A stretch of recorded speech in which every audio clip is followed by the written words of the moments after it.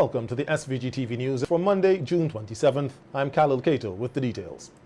The SVG Met Services has been monitoring the progress of a strong tropical wave in the Atlantic, which has the potential to develop into a tropical depression during the next couple of days before the system reaches the Windward Islands by Tuesday night. In a 72-hour weather outlook issued earlier today, the Met Services says regardless of development, heavy showers, thunderstorm activity, strong gusty winds along with rough seas are expected across SVG during the passage of the system. Residents are strongly advised to keep informed of the progress of the system, as watches and warnings may be issued in short notice. Additionally, the Met Services says another tropical wave was located over the eastern Atlantic and moving westward at 15 miles per hour. It says there is, however, a low chance of this system developing into a tropical cyclone before it approaches the region by later this week. The Meteorological Services says it will continue to monitor and provide updates on the progress of the system as necessary. The 24-hour outlook says easterly winds ranging between 15 and 35 kilometers per hour or 9 to 22 miles per hour will continue across SVG. However, an increase between 40 and 55 kilometers per hour or 24 to 35 miles per hour is expected during the passage of the strong tropical wave. Moderate 2.5 meters easterly sea swells are predicted to deteriorate to rough in open waters near 4 meters by late Thursday. Saharan dust haze in varying concentrations will also continue to result in reduction of visibility and air quality.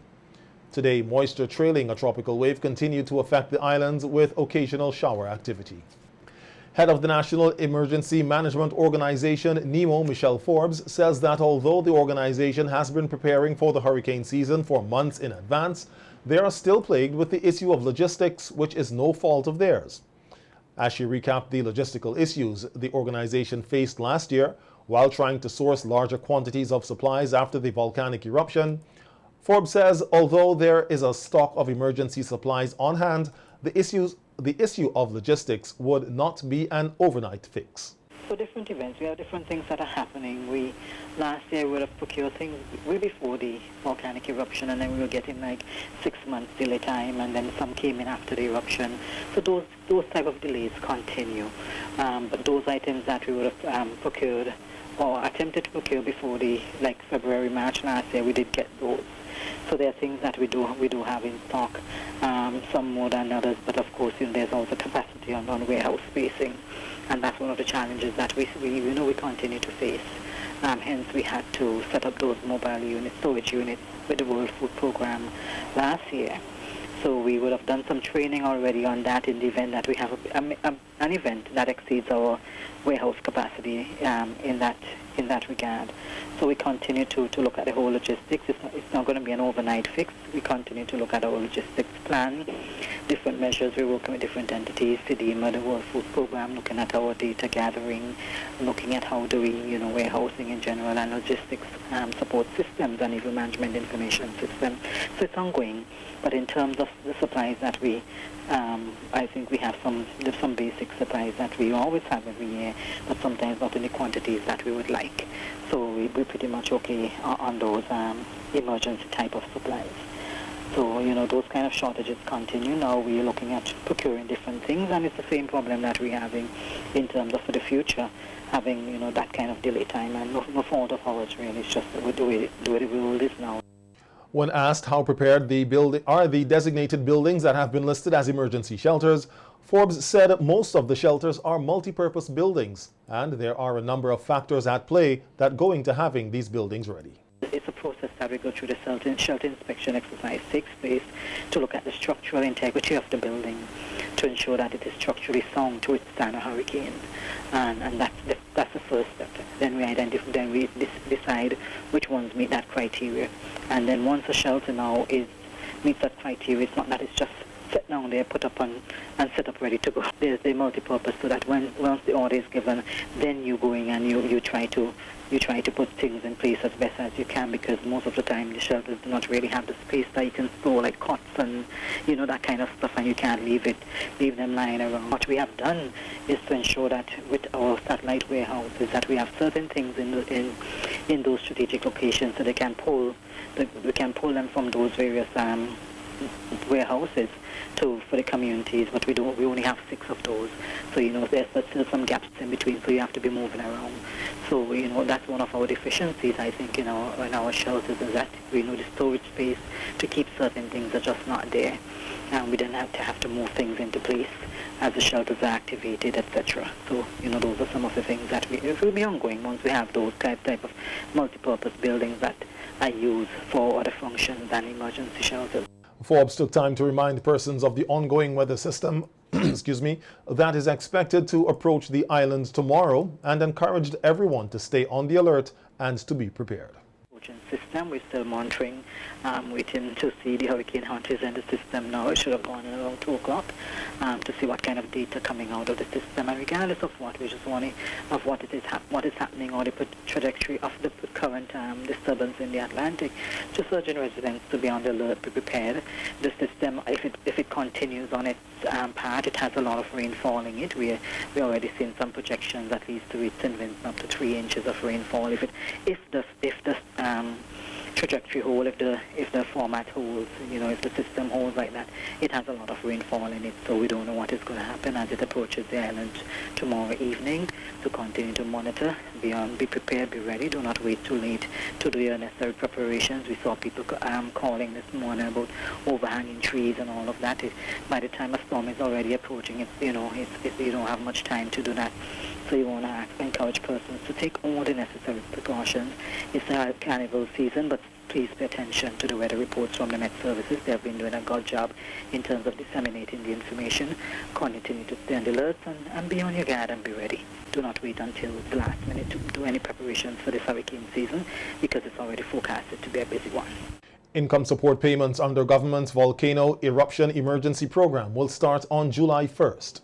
As of last Friday, over 3,000 bank cards have been distributed to household heads in the red, orange, and the yellow zones. Persons will receive between $300 and $600 EC dollars from July to December, depending on the size of the family.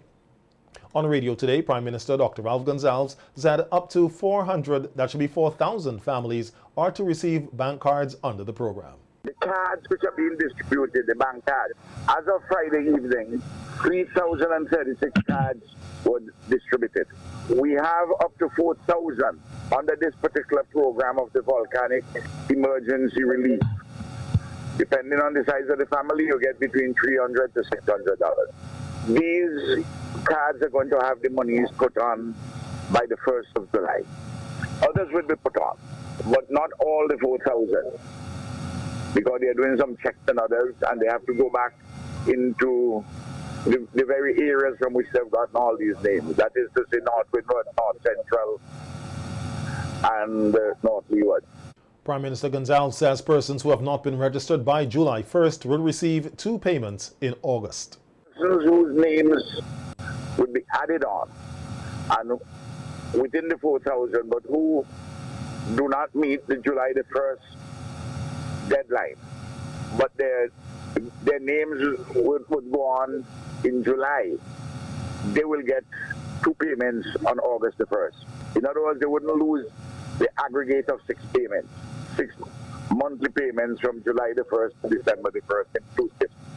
700 families in the Green Zone and the Grenadines are also set to receive income support under the COVID-19 relief program funded by the Caribbean Development Bank. The government will be awarding 700 tuition scholarships to primary, secondary, and tertiary students. The scholarship program is currently open, and prospective candidates are reminded to apply ahead of the June 30th deadline. For students who have applied to university, Prime Minister Dr. Ralph Gonsalves explains that they can still apply for the scholarship, even though they may not yet be in possession of an acceptance letter. You apply to the university, even though you don't get in yet. You also apply, if you wish, for the tuition scholarships. You will just indicate on the form that you have applied to go to the university and you haven't gotten an answer yet. So if you're awarded a scholarship, a tuition scholarship, and there are hundreds of them, you will get it provisionally until you get your acceptance at the university. Because I know the universities sometimes delay in giving the acceptance. PM Gonzalez urged students from the red, orange and yellow zones who were displaced as a result of the 2021 eruption of La Soufrière and those who were relocated from Rose Place in Kingstown to apply for the tuition scholarships. Again, I want to speak to persons who have had to go through the travails, the difficulties of moving out from the red zone, the orange zone, and even the yellow zone to go into shelters. And I'm talking also about persons, for instance, who have been relocated or dislocated. Like, for instance, the persons at the Rose Place Beach. We will make sure that you get help, including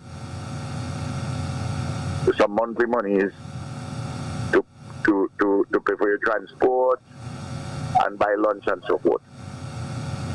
If you're at secondary school, the same thing. Applications can be made at the office of the Prime Minister. Students are required to bring along a copy of their birth certificate and proof of the school they attend. St. Vincent and the Grenadines is among 11 countries charged with the responsibility of championing the cause of small island developing states within the Commonwealth. This as the Commonwealth Heads of Government meeting, which came to an end on Sunday in Kigali, Rwanda.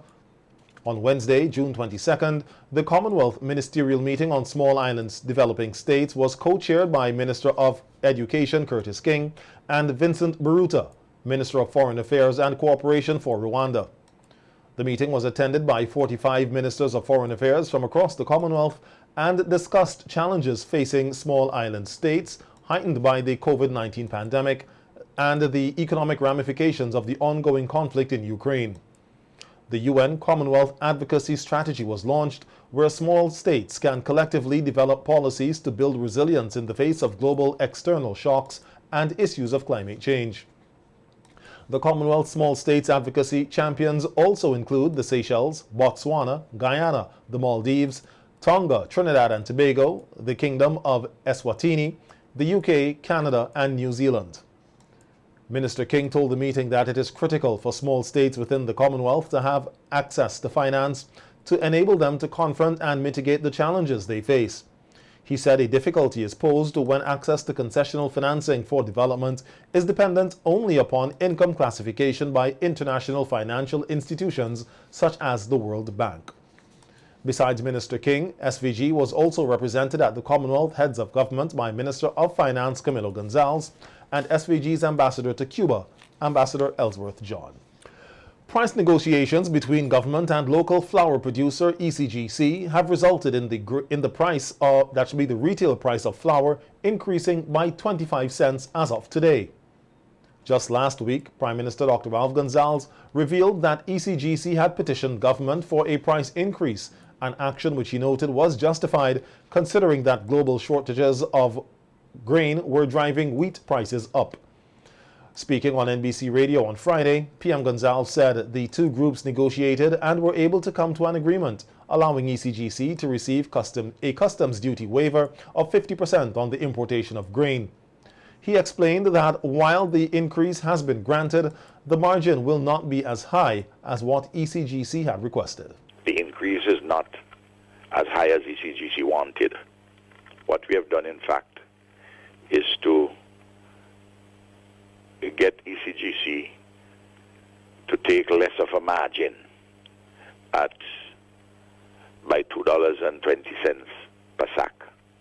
And we ourselves, the government that is, we gave a waiver of 1/2 of the customs service charge, which amounted to $2.80 a sack. So that's $5 a sack. Reduction on the ex-factory price.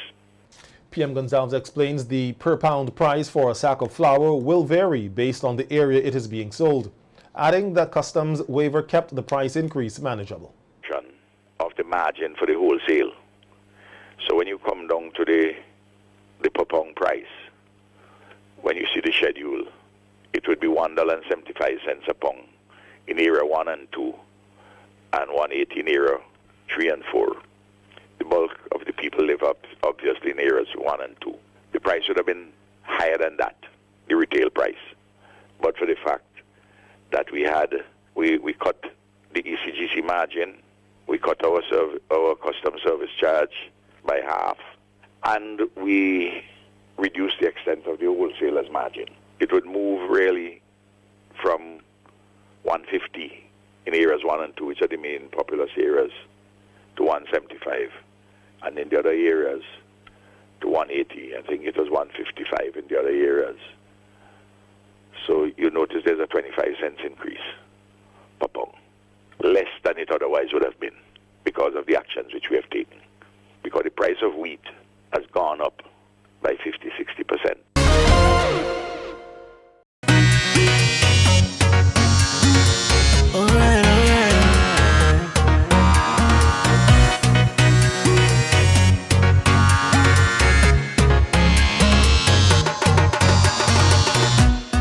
Chairman of the Carnival Development Corporation, Ricardo Adams, is anticipating Vincimas 2022 will be violence-free. Speaking on the API's Morning SVG program this morning, Adams said that so far there has been no violence and encouraged Carnival revelers to let it remain that way. Persons are also asked to protect themselves against the COVID-19 virus. Thankfully, and I always plead with my nation, we have had no violence in the Vincimas so far. Let's keep it that way. And let's keep our heads up in terms of our social distancing as much as possible. Oh, yeah, if you're going into a particularly risky area, if you're walking down the road and there's somebody obviously sick, maybe that's not the day to hug them. You can hug them tomorrow. So, but we've been keeping our COVID numbers manageable. I think the last thing I saw, we had dropped back below 100 cases. 86 right. Active. And so we're monitoring all of those things because everything has its part to play. Giving a review on Kiddies Carnival held on Saturday, the CDC chairman said that the children had a wonderful time. All the kids had a wonderful time on Saturday. We got a lot of good feedback on the opening night, which was our Take Nice again. So it's been coming down well so far. We just plead with everybody. Let's keep it that way. Let's show the world that, you know, with a safe carnival, you can still have the hottest carnival in the Caribbean. The Royal Rumble, which is the Raga Soca and Soca Monarch semi-finals, was postponed yesterday due to bad weather. However, from 7 p.m. this evening, 44 semi-finalists will be battling for a spot in the finals.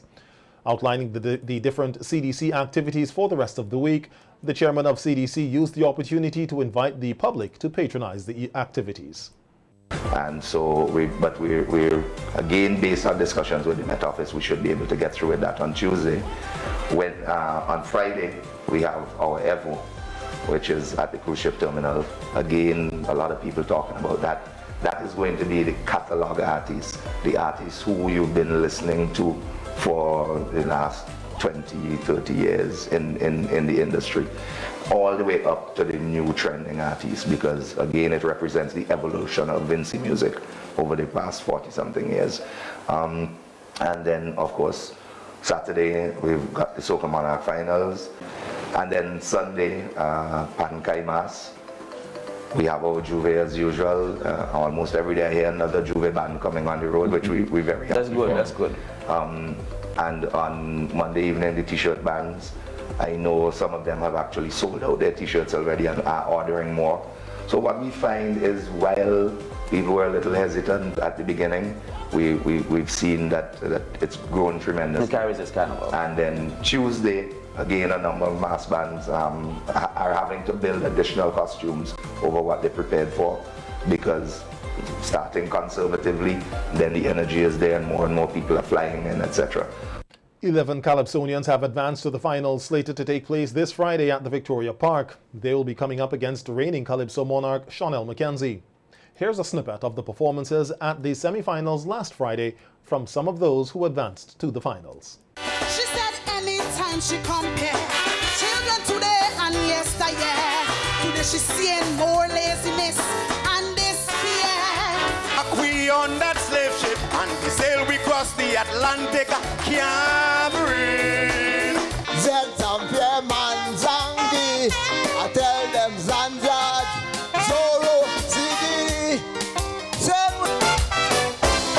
a white angel with a robe. He not talk, he preach. Hondas raise your pressure, give you at a banker. I can't be vaunting. Is rebelling. Everything is rising. Everything is going up. The devil contacted me, want to give me a walk in hell.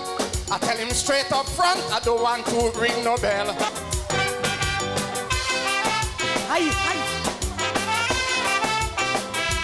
Do is what their party do. Cause if you live just so,